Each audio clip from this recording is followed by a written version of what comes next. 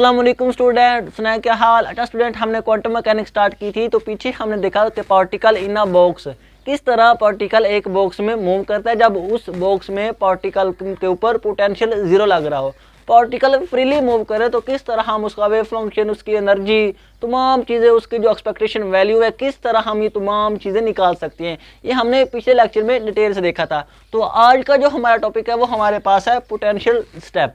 तो सबसे पहले देखेंगे कि पोटेंशियल स्टेप असल में है क्या, क्या इसका मीनिंग है। देन हम देखेंगे कि पार्टिकल इस पोटेंशियल स्टेप में मूव किस तरह करता है, किस तरह वो इस पोटेंशियल स्टेप में मूव कर सकता है। देन हम उसकी प्रोबेबिलिटी देखेंगे कि किस तरह पार्टिकल आगे जा सकता है, कितने पार्टिकल पीछे मूव करेंगे, क्वांटम मैकेनिक्स क्या करती है उस पार्टिकल के रिलेटेड, और क्लासिकल मैकेनिक्स क्या कहती है उस पार्टिकल के रिलेटेड जब पार्टिकल मूव करे पोटेंशियल स्टेप में। तो इन तमाम चीज़ों की समझ इंशाल्लाह आपको आखिर में आ जाएगी। तो मेरा नाम जाहिद, मेरा राव का चैनल फिजिक्स एकेडमी। तो चलें स्टार्ट करते हैं हम पोटेंशियल स्टेप को।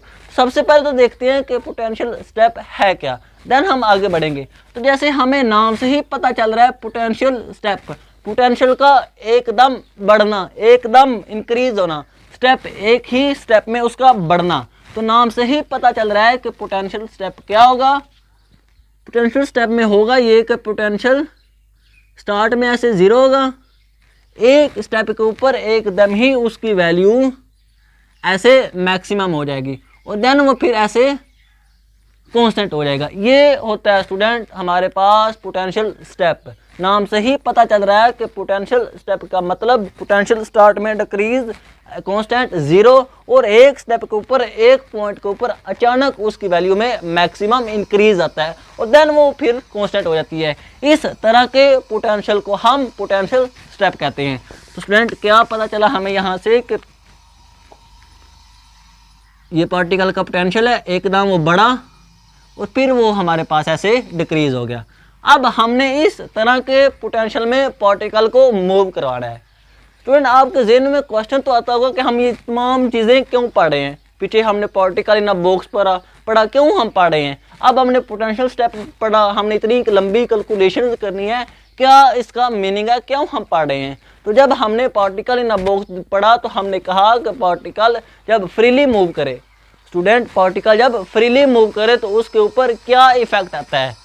क्योंकि पार्टिकल कई ऐसे केस होते हैं जिसमें पार्टिकल फ्रीली मूव करता है, पार्टिकल के साथ उसके ऊपर कोई पोटेंशियल नहीं होता। तो हमें पता होना चाहिए कि पार्टिकल का उस वक्त पोटेंशियल क्या, पार्टिकल का वेव फंक्शन क्या होगा, पार्टिकल की एनर्जी क्या होगी, पार्टिकल की पोजीशन की एक्सपेक्टेशन वैल्यू क्या होगी, पार्टिकल के मोमेंटम की एक्सपेक्टेशन वैल्यू क्या होगी, पार्टिकल का मोमेंटम होगा क्या। ये तमाम चीज़ें हमें पता होनी चाहिए। अब जब पार्टिकल इन अ बॉक्स होता है, जाहिर बात है जब हमारे पास इलेक्ट्रॉन होते हैं वो भी तो सर्कुलर मोशन में न्यूक्लियस के इर्द गिर्द मूव कर रहे होते हैं, वो भी तो एक पोटेंशियल में मूव कर रहे हैं जो कि न्यूक्लियस का पोटेंशियल उसको अपनी तरफ खींच रहा होता है, उसी वजह से वो सर्कुलर मोशन में होते हैं। तो उस जो पार्टिकल जो इलेक्ट्रॉन होते हैं उनके साथ भी तो वेव एसोसिएट होती है ना। तो हमें इसलिए पढ़े ताकि हमें नॉलेज हो कि पार्टिकल जब किसी पोटेंशियल में मूव करे तो उसकी एनर्जी क्या होती है, उसकी प्रोबेबिलिटी क्या होती है, उसके साथ जो वेव जुड़ती है उसकी वैल्यू क्या होती है। ये तमाम चीज़ें हमें पता होनी चाहिए। और एक और इम्पोर्टेंट जो हमारे पास कंसेप्ट है वो टनलिंग इफेक्ट का है।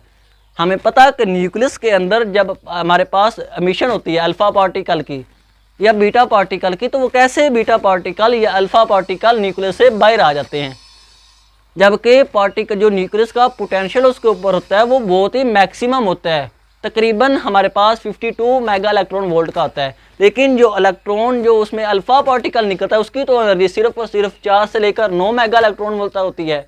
तो किस तरह वो जो हमारे पास बीटा अल्फा पार्टिकल है वो किस तरह इतने बड़े पोटेंशियल को क्रॉस करके बाहर आ जाता है, ये भी हमें पता चलता है इस क्वांटम मैकेनिक्स की हेल्प से।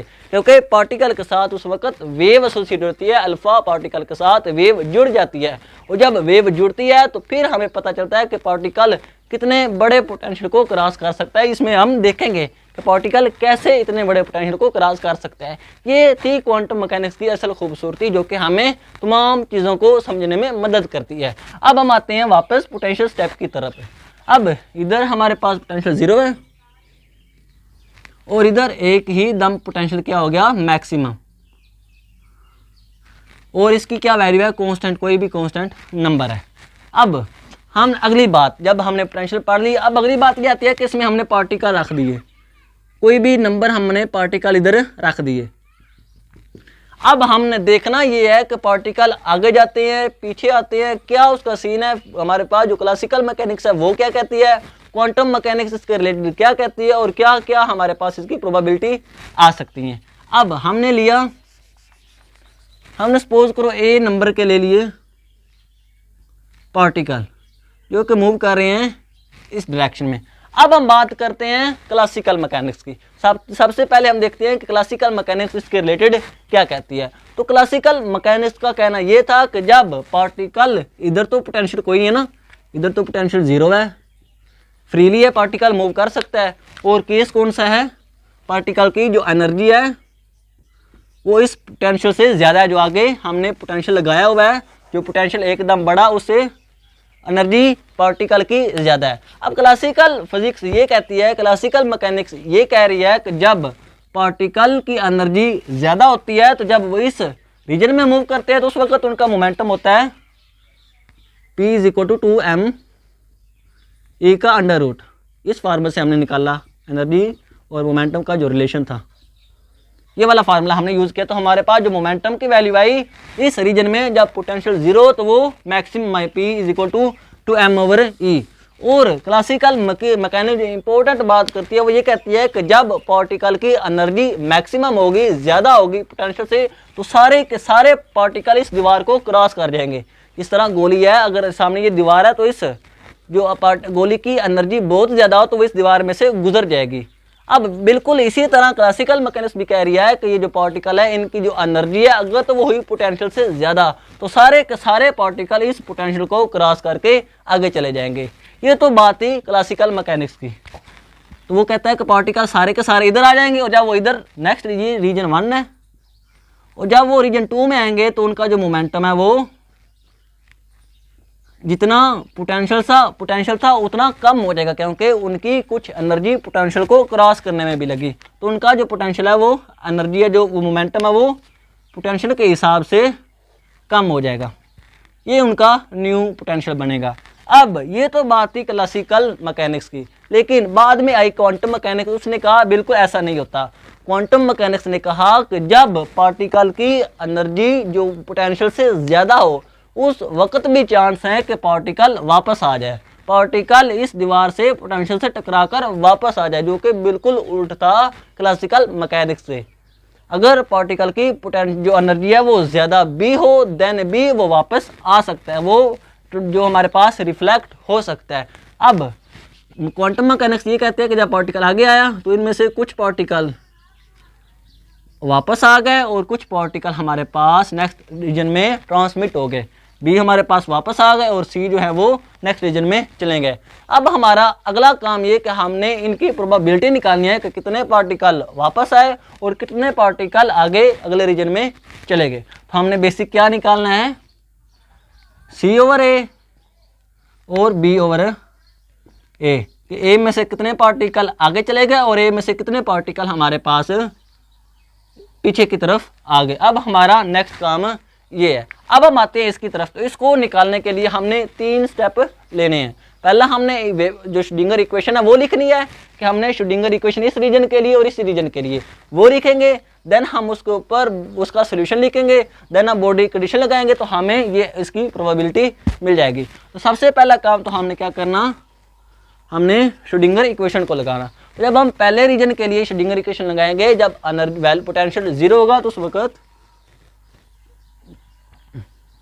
जो श्रोडिंगर इक्वेशन बनेगी वो ये होगी +2m E और h कट्स के साई 0। ये हमारे पास जो इसके साथ था उसको हमने दोनों तरफ उल्ट करके मल्टीपल कर दिया तो ये वाले कैंसिल हो जाएंगे। जब एनर्जी इसके साथ इधर आएगी तो वो 2m E over h cut square बनेंगे और पोटेंशियल 0। ये तो आ गई इक्वेशन 1 रीजन 1 के लिए। अब हमने निकालनी है रीजन 2 के लिए श्रोडिंगर इक्वेशन। तो जब हम इसके लिए निकालेंगे तो कुछ भी नहीं होगा, बस इस एनर्जी में से जो पोटेंशियल है उसको माइनस होना है ऐसे ओवर h कट्स के, और ये साथ में साई आ गया और ये भी 0 के इक्वल और ये दूसरी इक्वेशन आ गई। अब पहला काम तो हो गया, हमने श्रोडिंगर इक्वेशन लगा दी। अब दूसरा काम ये है कि हमने इसका सोल्यूशन फाइंड करना है। तो हमने जब ये सेकंड ऑर्डर डिफरेंशियल इक्वेशन इस टाइप की हो तो हमारे पास जो उसका सोल्यूशन आता है वो रीजन 1 में कुछ इस तरह का होगा। जो वेव फंक्शन होगा वो कुछ इस तरह का होगा, ए ई आयोटा k1x, इसको हमने k1 कह दिया। k1 का स्क्वायर ये सारा किसके इक्वल है, k1 के स्क्वायर, और ये सारा किसके इक्वल है, k2 के स्क्वायर के बराबर है। अब हमारे पास ये आयोटा k1x आ गया, ये हमारे पास plus b e iota k1x और ये माइनस। अब पहली बात तो ये कि ये शो क्या कह रहा है, ये क्वेश्चन हो गया थ्योरी, सोल्यूशन हो गया। ये हमारे पास बहुत ही लंबी कैलकुलेशन से ये आंसर आता है। ये तो हमने इधर डायरेक्ट लिखा, जब हमने डिफरेंशियल इक्वेशन पढ़ते हैं तो इसके सोल्यूशन का ये बहुत ही लंबा मेथड है। ये तो हमने उसका डायरेक्ट फार्मूला यूज कर लिया कि किस तरह जब इस सेकंड ऑर्डर डिफरेंशियल इक्वेशन को सोल्व करते हैं तो हमारे पास इस तरह का आंसर आ जाता है।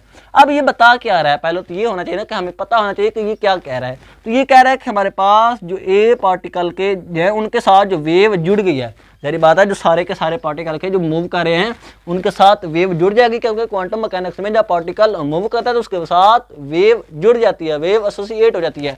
तो ये उस ए पार्टिकल के साथ जो वेव जुड़ गई उसका वेव फंक्शन ये वाला होगा। और ये माइनस ये शो कर रहा है कि जो बी पार्टिकल वापस आ रहे हैं, जो इससे टकराकर वापस आ रहे हैं, उनका वेव फंक्शन इस तरह का होगा। और माइनस ये शो कर रहा है कि पार्टिकल वापस आ रहे हैं। ठीक हो गया जी। अब हम जाते हैं दूसरे रीजन में। तो दूसरे रीजन में हमारे पास जो वेव फंक्शन होगा वो सी ई आयोटा k2x और plus D E minus iota k2x। अब ये हमारे पास हो गया 4 इक्वेशन। अब हमें पता कि डी पार्टिकल तो है नहीं, अब हमारे पास पार्टिकल जब जो इधर गए जो वापस आ गए वो वापस, जो आगे गुजर गए वो आगे ही जाएंगे। आगे तो कोई पोटेंशियल की वैल्यू नहीं तो पार्टिकल आगे ही जाएंगे, पीछे की तरफ कोई नहीं आएगा। तो ये वाला जो डी वाला इफेक्ट था ये कैंसिल हो जाएगा। तो पीछे ये हमारे पास आ गई 4 इक्वेशन। अब पहला भी काम कर लिया हमने, इक्वेशन भी लिख ली श्रोडिंगर, देन हमने उसका सोल्यूशन भी लिख लिया। अब हमारा अगला काम हमने बाउंड्री कंडीशन को लगाना है कि बाउंड्री कंडीशन क्या होगी। स्टूडेंट इधर हमारे पास क्या होगा, x0, ये वाला, ये जो इधर वाला रीजन है ये x से छोटा है और ये वाला जो रीजन है वो x से बड़ा है। अब हमने इस के ऊपर हमने लगानी है बाउंड्री कंडीशन। तो बाउंड्री कंडीशन स्टूडेंट हमारे पास क्या होगी, वो कहता है ये कि जब x बराबर होता है 0 के, जब हमारे पास ये वाला पोटेंशियल स्टार्ट होता है तो उसके ऊपर जो पहला वेव फंक्शन होता है, ये हमारे पास पहले रीजन का, ये दूसरे रीजन का है, तो वो कहता है कि पहला वेव फंक्शन इक्वल होता है किसके, दूसरे के। जैसे ही हमारे पास पार्टिकल इधर पहुंचता है तो जो जितना वेव फंक्शन पहला होता है पहले रीजन में होता है उतना ही वेव फंक्शन की वैल्यू सेकंड रीजन में होगी। तो ये उसकी पहली बाउंड्री कंडीशन। और सेकंड वो ये कहता है कि इनका डेरिवेटिव भी हमारे पास आपस में इक्वल होगा, बराबर होगा, जब पार्टिकल इसके ऊपर होंगे x = a, जैसे ही पोटेंशियल स्टार्ट होगा। अब हमने ये वाले पहली वैल्यू पुट करनी है, देन हमने ये वाली पुट करनी है और हमें अपनी मतलूबा वैल्यू मिल जाएगी कि क्या प्रोबेबिलिटी है पार्टिकल के वापस आने की और पार्टिकल के नेक्स्ट रीजन में जाने की। तो ये स्टूडेंट आप नोट कर लें एक दफ़ा, ये वो मैं मिटा देता हूँ तो वहाँ पे हम कैलकुलेशन कर लेते हैं। अब अगली बात ये कि हमने पहले ये वाली वैल्यू पुट कर लेते हैं। तो स्टूडेंट जब हमने इन वेव फंक्शन को इक्वल रखा, इनको x के इक्वल, x0 के इक्वल, तो हमारे पास क्या आएगा, साई 1 आ जाएगा a। और जब हमने x0 रखा तो ये x0 ये सारा 0 हो जाएगा और e की पावर 0 1 होती है। किसी भी नंबर की पावर 0 तो वो 1 की इक्वल होती है। ये भी 0 1 बन जाएगा, ये भी x0 तो ये सारा 1 बन जाएगा, पीछे बचेगा प्लस b बनेगा। अब आते हैं दूसरे रीजन की तरफ, ये तो साई 1 की वैल्यू आ गई। अब इक्वल का निशान, और दूसरे रीजन में क्या होगा, जब x0 रखेंगे तो पीछे हमारे पास क्या बनेगा, c। तो फाइनली ये इक्वेशन आ गई हमारे पास 5, जब हमने पहली बाउंड्री कंडीशन लगाई। अब हमने दूसरी बाउंड्री कंडीशन लगानी है, जब हम उन वेव फंक्शन का डेरिवेटिव भी ले तो वो भी इक्वल आना चाहिए आपस में एट x = 0 के ऊपर, जैसे ही पोटेंशियल स्टार्ट हुआ। अब हमने जब इसका डेरिवेटिव लेंगे तो वो क्या आएगा, ए ई ये हमारे पास ऐसे ही आ जाएगा, ये कांस्टेंट है, ये ऐसे ही आ जाएगा, और आयोटा का एंगल का डेरिवेटिव हमारे पास 7 आ जाता है। तो ये आ गया iota K1 a e iota K1 x plus ऐसे ही आ जाएगा, ये minus iota K1 b e iota K1 x, और ये साथ में माइनस, ये एंगल का डेरिवेटिव 7 आ गया, और पीछे हमारे पास ऐसे ही आ जाएगा। और जब हमने इसका लिया, दूसरे रीजन में गए, इक्वल का निशान डाला, और ये हमारे पास आ जाएगा आयोटा K2 सी ई आयोटा K2 x, ये हमारे पास आ गया जब हमने डेरिवेटिव रख के उनको इक्वल किया। अब जब हमने ये सारा काम किसके इक्वल था, x के इक्वल टू 0 के ऊपर हो रहा है सारा काम, जब हमने x की वैल्यू 0 पुट की तो ये सारा 1 बन जाएगा। तो पीछे इक्वेशन बनेगी आयोटा K1 माइनस आयोटा ए बनेगा, ए 7 आएगा, minus iota K1 B iota K2 C के इक्वल आ गया। यहाँ से हम आयोटा K1 कॉमन ले लेते हैं, ये कॉमन आ गया आयोटा K1, पीछे बचा हमारे पास a माइनस बी, ये किसके इक्वल है आयोटा K2 सी के। आयोटा यहाँ से आयोटा से गया, पीछे जो a माइनस बी की वैल्यू आएगी वो ये आएगी K2 ओवर K1 नीचे चला जाएगा, और साथ में c आ जाएगा। ये इक्वेशन आ गई 6।